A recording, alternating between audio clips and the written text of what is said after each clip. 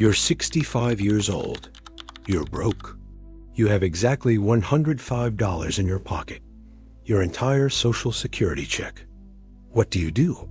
Most people would say, retire, play bingo, spend time with grandkids, maybe take up gardening. Harlan Sanders said, I'm going to drive around America in a beat-up car and sell fried chicken recipes to strangers. This sounds insane, and it was.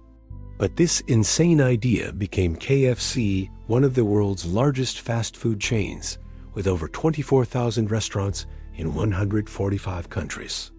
This is the story of how a 65-year-old bankrupt man turned 1,009 rejections into a global empire. And trust me, it's way more dramatic than you think. Let's rewind. Before Colonel Sanders became the face of fried chicken, he was, well, kind of a mess. Born in 1890 in Indiana, Sanders had one of those lives where you think, wow, this guy cannot catch a break. His father died when he was 6. His mother had to work, so little Harlan had to cook for his siblings. That's where he learned to cook. Not in a fancy culinary school, just a 6-year-old trying to feed his family. By age 10, he got his first job. By age 12, he left home. And then he tried everything. Here's a partial list of Sanders' jobs. Farmhand, streetcar conductor. Soldier, though he got discharged after just 3 months. Railroad fireman. Insurance salesman, got fired from that one. Tire salesman. Ferry operator. He even became a lawyer. Yes, really. He studied law by correspondence and practiced for a while. And then there was the gas station operator job. The man tried more careers than most people try restaurants in a lifetime. And most of them failed.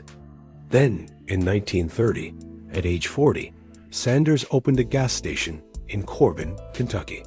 But here's the thing, he also started serving food to travelers. Just a small table in the back of the gas station? People loved it, especially his fried chicken. Sanders had developed a special recipe, 11 herbs and spices, pressure cooked to perfection. It was different. It was delicious. And word spread. By 1937, he had expanded into a full restaurant with 142 seats. He even got the honorary title of Kentucky Colonel from the governor. Things were looking up.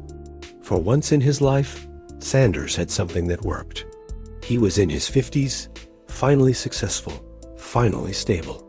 And then, in 1950, the government built a new interstate highway, Interstate 75. Great for America. Terrible for Sanders. The new highway bypassed his restaurant completely. Traffic dropped to almost zero. Within months, he was forced to sell the restaurant at auction. He was 65 years old, broke again. Most people would give up, retire, accept defeat. Sanders looked at his $105 Social Security check and thought, I'm going to sell my chicken recipe. His wife thought he was crazy. His friends thought he was crazy. Honestly, he probably was a little crazy. But he did it anyway. Picture this.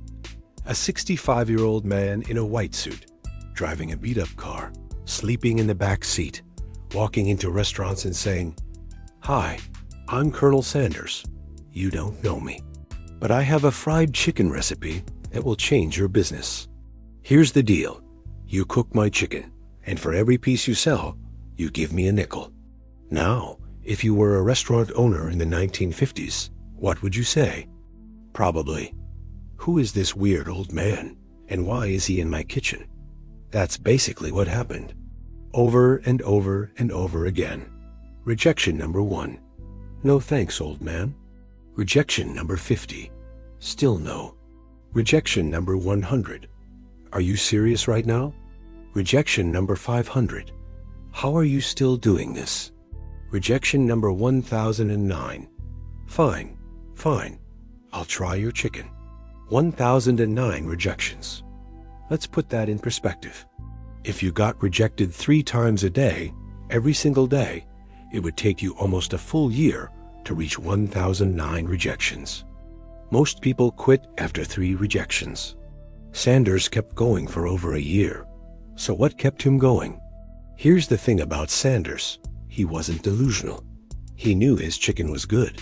He had proof. People had been driving miles to eat at his restaurant for 20 years. But more than that, he had no other choice. He was 65. He had no savings. He had no retirement plan. Social Security gave him $105 a month, barely enough to survive. He could either give up and live in poverty, or he could keep trying. So he kept trying. Every rejection was just another restaurant that didn't understand yet. Every no was just one step closer to a yes.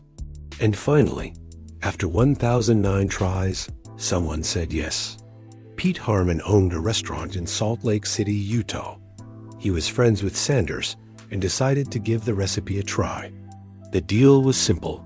Harmon would cook Sanders' chicken recipe, and Sanders would get 5 cents for every piece sold. It worked immediately. Harmon's restaurant started selling more chicken than anything else on the menu. Customers loved it. They started calling it Kentucky Fried Chicken. Sanders finally had proof that his franchise model could work. And then slowly, other restaurants started saying yes. Once Sanders had a few successful franchise locations, the model became easier to sell. By 1960, Sanders had 200 franchised restaurants. By 1963, he had 600. A man who couldn't get a single restaurant to say yes was now signing up multiple restaurants every week. But here's the twist: Sanders was still doing everything himself. He was in his 70s, traveling constantly, visiting franchises, teaching people how to make his chicken. He was exhausted, and he was still not rich. So in 1964, at age 73, Sanders made a decision that would change everything and that he would regret for the rest of his life. He sold Kentucky Fried Chicken for $2 million. At the time, it seemed like a good deal. He was 73 years old, tired, and $2 million was more money than he'd ever had in his life. But here's the thing. He kept the Canadian franchises, and he remained the face of the brand, the Colonel, in all the advertising. So he got to watch KFC grow into a global empire. Without him, by the 1970s, KFC was everywhere. The company went public. It was acquired by larger corporations. It expanded to over 100 countries. Sanders stayed on as a spokesperson, but he had no control over the company. And he hated what they did to his recipe. He famously called the KFC gravy wallpaper paste and said the chicken was the worst fried chicken I've ever seen. He spent his final years traveling the world, promoting KFC, but also complaining about how they ruined his recipe. He died in 1980 at age 90. By then, KFC had over 6,000 restaurants worldwide.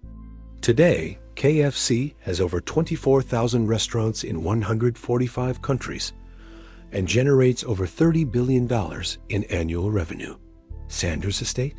His widow received a small percentage of royalties, but nothing close to what the company was worth. The man who built the brand got $2 million. The company he built, worth billions. So what do we learn from Colonel Sanders? First, age is just a number. A really annoying number, but still just a number. Sanders started his most successful venture at 65. Most people are thinking about retirement at 65. Sanders was just getting started. If you think you're too old to start something new, remember, Sanders was older than you, broker than you, and had been rejected more times than you. Second, rejection is not failure. Giving up is failure. 1,009 rejections. That's not a typo. 1,009 times, someone told Sanders his idea wouldn't work. He kept going anyway. Most people quit after a handful of rejections. They take it personally. They think, maybe this isn't meant to be. Sanders took rejection as data. Okay, that's one more restaurant that said no. Next. Third, timing matters, but persistence matters more. Sanders had been making great fried chicken for 20 years before he started franchising. The recipe didn't change. The quality didn't change. What changed was his situation. He lost his restaurant. He had no choice but to try something new. Sometimes the best ideas come from desperation. And fourth, don't sell too early. This is the sad part of the story.